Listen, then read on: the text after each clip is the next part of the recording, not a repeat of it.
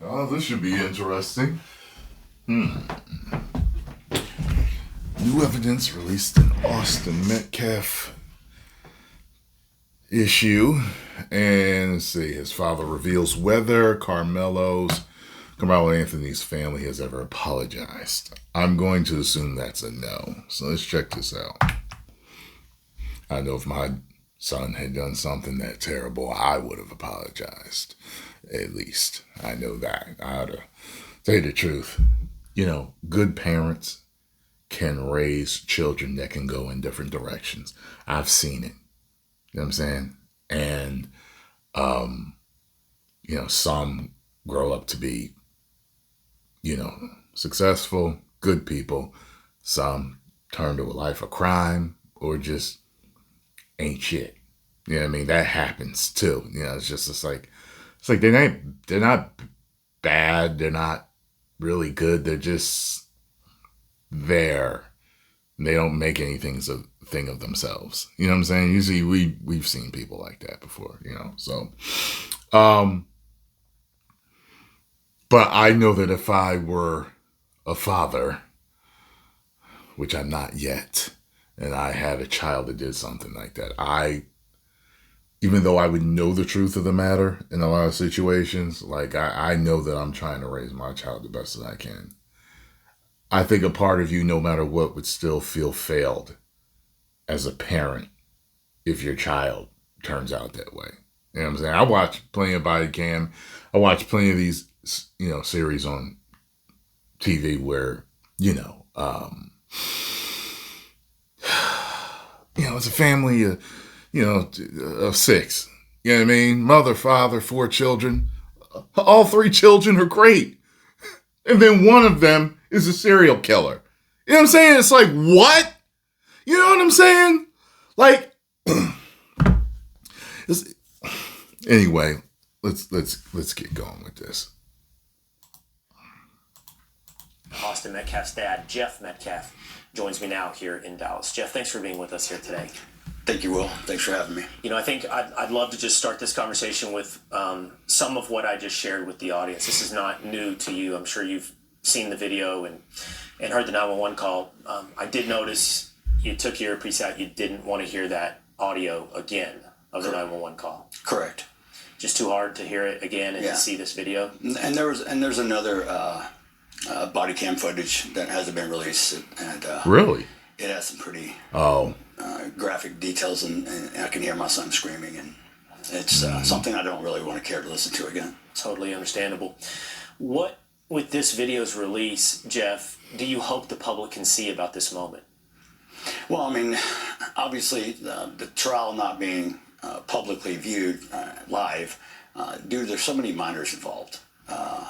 And that's a different subject I could talk about on its own, because look at the damage that these young students who had to witness this murder, who have to live with this for the rest of their life. Every one of them, I believe, are in counseling. They're going to be traumatized. Does anyone know anything about the rumor of, because people are like, well, wait a minute, you got all these teenagers around. And I even talked about this. I was like, if they even think a fight might happen, they got their phones out recording. A lot of people say, oh, well, it happened so fast. But, well, I don't know about that. Because if they asked him around 15 times to leave, then that's enough time for stuff to build and build and build. Look, I was a teenager before. I've seen fights build before something finally pops off. I've seen that before. So, there's a rumor that they were told to delete the footage. There's a couple of different rumors I've heard of how and why they were told to delete the footage, with him being involved and all this other stuff. So I don't know. But I do find that kind of interesting that there's no footage at all from them. And that footage that was released, it's really hard to see what the hell is happening. However, I saw a zoomed in piece of it where it did look like there was a push and some movement, and then you see Karmelo get out of there. So I assuming that's, what it was. Now, some people I've been watching so many videos on this stuff. Some people think that Karmelo stabbed him first and the pushing him off of him. And some people are saying, well, he pushed Karmelo and then that's where the stab came in. And it kind of looks like that's what it was, but it's hard to be sure with it. So, you know what I mean? With the way the footage is, it's so blurry and, jumbled with, the people in the area. So I wish I had something that was a lot clearer to tell what happened. PTSD could be a thing. I mean, this is a trauma that you carry the rest of your forever. life, possibly. Hopefully they can get the help they need and move forward and not be scarred from it. Me personally, I'm the same way. I need the help too to make sure that. And did he or did he not have a friend that called him over to the tent? Like he was walking by and there was a guy that he knew that he was talking to there. You know what I'm saying? Did that happen? Okay, because I can't seem to find anything that confirms that. It seems like everyone that talks about that part is like, I wish I could see the trial. And I did hear that that's why like Johnny Depp wanted his trial to be public. So there wasn't no speculation about anything. He wanted everything out there. So there was no, well, he said and she said and they said and this, you know what I mean? But I'm wondering like, okay, so and that's, neighboring schools, people know each other. So it would make sense that if he was walking by, let's say it was raining, and someone say, hey, what's up? Hey, yo, come here, get out of the rain. Yo, man, what's up? So what's going on? And they're talking, and then maybe there's a situation, they're like, yo, who's this guy? He ain't supposed to be here. And then they're like, yo, you gotta go. You know what I'm saying? Like, that wouldn't make sense to me because if the person that called him over was already with the team, he would have been like, nah, I know him. He's cool. Chill. You know what I'm saying? Like, and that would be the end of it. However, if he did get under their tent with no one telling him that he could be there, I could see an issue happening there. Like, where are you from? I'm like, why are you here? And you know how people are, so then I could see something popping off after that. But I don't know. I can move forward. And that's what I really want to concentrate on, is moving forward. I hope this video can clear up a lot of the misinformation that was provided throughout the entire year before the trial came to light. There were multiple lies and mistruths that were put on social media, that were spoken by even individuals that have some fame. People had their own opinions without even seeing the facts. And that's the part I have trouble with. What do you Welcome make of to that? social media. Candidly, with the audience, you and I spoke a little bit earlier today, and it's one of the great That's the damn mysteries truth. for me, and how something that is so clear, the facts so obvious, was turned into something that was this great national discussion of race. I think you called it earlier. How did this become George Floyd 2.0? Unfortunately, in today's moral decay of society, as we've witnessed, people believe that if they have their own voice, they scream loud enough, they're right. And they believe perception is their own reality.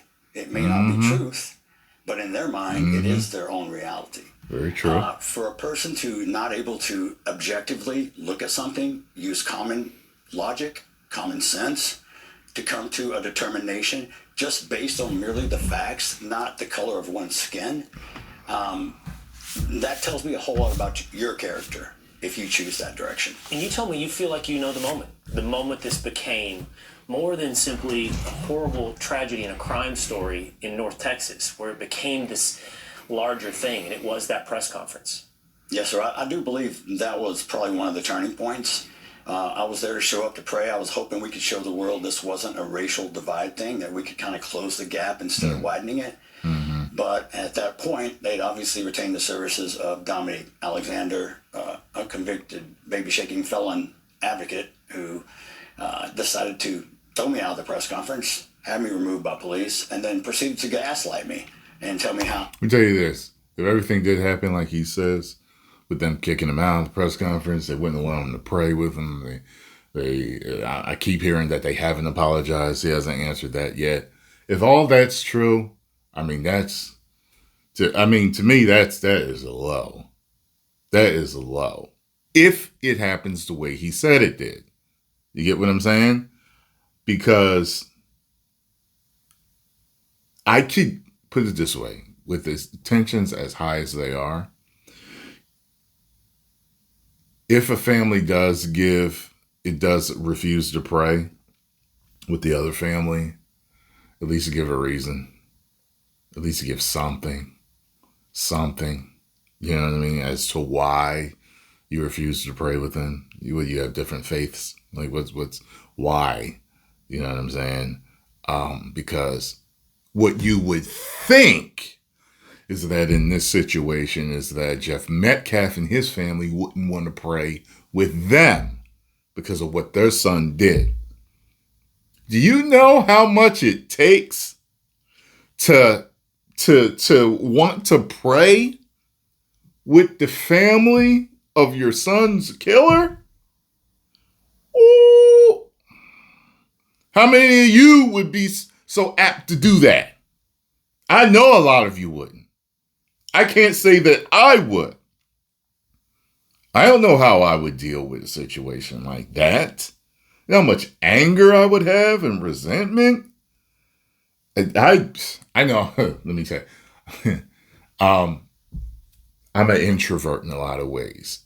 And I need to be left alone when I'm irritated or angry or frustrated because I have to work it out.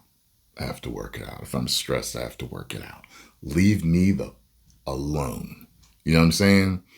So that takes a lot to be able to do that. I do commend him on that, on being able to do that. I was such, I can't remember the word he used, but that I shouldn't have been there, and it was not dignified to my son or myself, which I really couldn't quite understand as he proceeded to gaslight me, and also took it. There was a young lady who has followed the case also from the entire time. I remember when gaslighting became a popular term a few years ago. Like, I think politically it started. People started pointing it out. It was either that or relationship advice. I can't remember which one it was. But all of a sudden it just caught fire. You had never heard gaslighting before. And now everybody uses gaslighting. Her name is Sarah Fields. Also showed information about her. That's when they took it from any type of remorse, which they did not show, to the fact of now we're going to play the race card. And now we're going to politicize this. Now we're getting a political activist involved. The two things I said on one of the first interviews I ever did please don't make this about race, and please don't politicize it. But they chose to do both. And your goal that day was to simply get together and pray? All I wanted, yeah. I was actually hoping to show them, hey, look, man, I know what happened was terrible. And your son made a horrible mistake. I was hoping for some accountability maybe and some remorse.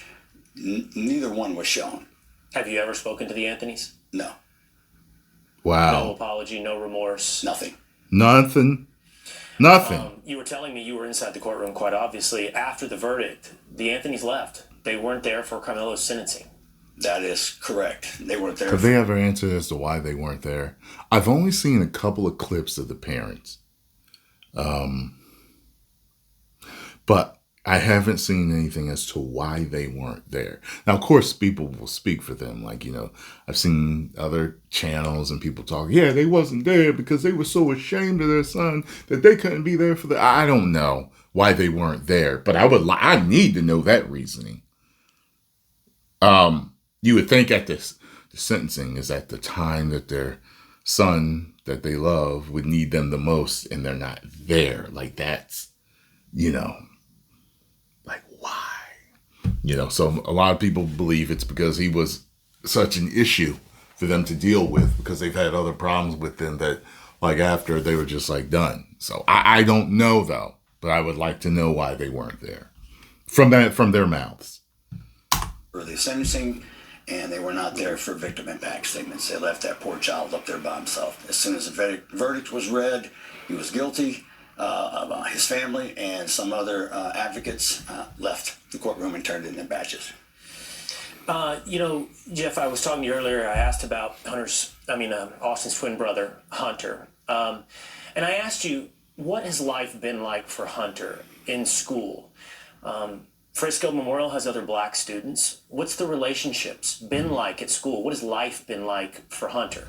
I'm assuming if they were already a mixed school, that the things are just normal but supportive. In other words, if you just lost your brother to this situation, like if it was already a mixed school, there probably isn't going to be racial tension, although there could be. But if everybody, you know what I'm saying, it's different when everybody knows each other. It's different when everybody knows each other and everyone knows the situation. It's a different situation. But then when you go to this national level, people become tribal and, start pointing the finger. Well, I can't speak, for Hunter. I can only try to imagine. But, he held his grades. He had straight A's this year. He was captain of the football team, took over his brother's position. I honestly can't see anyone that has the strength or the mental fortitude as much as that young man does. They really are. They're identical. Matter of fact, I told him right after the trial when he went up to give his victim impact statement that I saw a boy walk up there, but what I saw walk down was a man. He was calm, to the point, was able to articulate his words in a way that could be very understood very well. Asked Karmelo to look him in the eye to show him some respect, and never once became emotional and was able to convey what his thoughts were at that moment. And you told me that multiple black students throughout Frisco High, Memorial High, also in the middle school, the entire community rallied around Hunter, rallied around your family, rallied around Austin. The point being... So if that's true, say it's like what I said. I'm like, if it's a mixed community and everyone knows each other, they don't have this, separation, and then to start, grouping up by hearsay and tribalism, it's a different thing. You know what I mean? So that's what I thought then. What was happening actually on the ground and in your lives was so different than what was taking place in the national media, in the conversation, for example, on The View. Don't get me started. The View. On left liberal who have Showtime. But anyway, the community and the school itself, obviously we dedicated the season to Austin, and there was a logo, motto, whatever you want to call it, it's called All In. A stood for Austin. The two ones were his number 11. I stand for integrity. N stands for never quit. And they dedicated the season to him, and that became the motto. And they also presented me and Megan with a framed jersey. By the way, I heard that Dr. Umar was kind of going viral for saying that Austin fell on the knife while trying to push him. I look, I don't know. I wasn't there, like I said, but I hear that is something that the defense, that Karmelo's defense tried to say. Now, I don't know. I mean, it's, it's one of those things where people say, is it possible? It's possible, but is it plausible? So I don't know. You got the witnesses. And I think all the witnesses basically say that he pushed him, and that's when he, so it's not that he went to push him and he did as a defensive move, but yeah. Austin with his jersey number 11 that hangs above my fireplace as we speak. But as far as the makeup of the team, I mean, I'd say half the team are black. I mean, we don't see color. So all I see is character in people. I don't care what color you are. I want to judge you how you treat people. What's your character like? Your color makes no difference. It doesn't determine your IQ. It doesn't determine your faith. It doesn't determine how much money you have. But your character shows who you are truly. And that's how I judge people. True. And you said don't get me started on it, but to your point, a lot of big voices in the media have talked about this, said I don't understand. I could play a clip for you, which I'm not going to, Sonny Hostin on The View saying, I don't understand how this couldn't possibly be self-defense. So what is your judgment of all these people in the media that have spoken on the case? Well, they're just like anybody else. They don't know me. They don't know Hunter, Austin. They don't know Karmelo. They're looking for their 15 minutes of fame or their clickbait or their clicks. They're looking to monetize the death of my son. I really wish they wouldn't speak about at all. Because, one, if that woman said that, she has no idea about the facts of the case, but she wants to spew her public opinion on a platform that reaches millions of people every day. Do I have that platform? No, but today I have a little platform to say what I'd like. She is completely wrong. And if they want to take me and call me and ask me to be on The View with them, I would gladly fly me up there and let me talk to all of you. Well, I can promise you. Hey, I'm tuning in for that whole thing if they do that. However, I don't think they would have the gall to do that. That would be interesting to see. If he's on there, that's going to do numbers. I want to see that. Watching you right now, then watch The View. It's not hard to believe. Last thing, Jeff, you said that they don't know your son. What would you like the world to know about Austin Metcalf? Man, I don't think we have enough time. But, Austin, I'll try to sum it up. He was a leader. He was a God-fearing son. He had compassion. He showed love. He always helped. Always was helping his teammates, always helping the younger kids from middle school who was transitioning to high school football. He would go and talk to them and tell them what to expect. He would coach them in the weight room. He was a leader. When he stepped on that field, he became someone totally different. And he played, I told him once before, I said, son, you play with such controlled rage. And it shows. And for him to have all the accolades and the thing and where he was going, there's no doubt in my mind he was playing D1 football. Yep. But, let's just go a step forward. Maybe there's that 1% if he had more meat on him then. I may be biased because he's my son, but he had the numbers, the stats, and the size. So the possibility does exist. I don't know about the probability, but the possibility surely existed. Well, I'm sorry for all that you and your family have been through, and you and I've spoken, and I know you're continuing to go through it. I know you're getting a lot that is completely undeserved and unfortunate out there. So you continue to.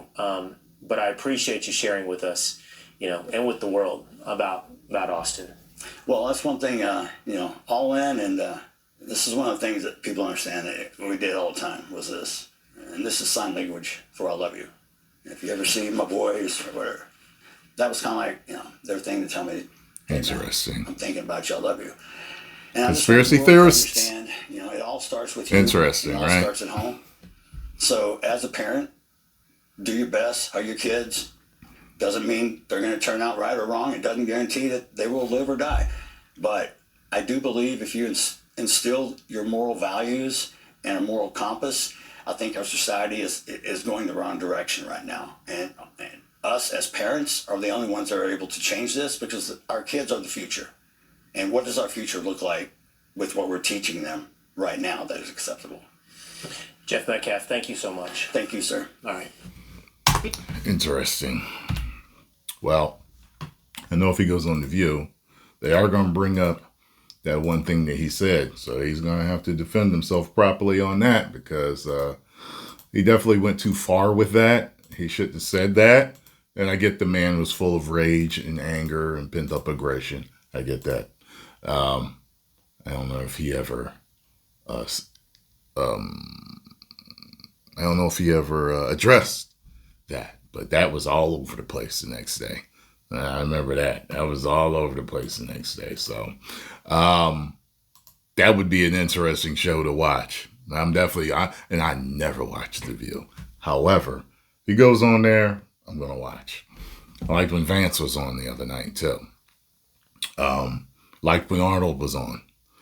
You have to come over here. You have to do it right. There's this fantastic opportunity over here in the United States.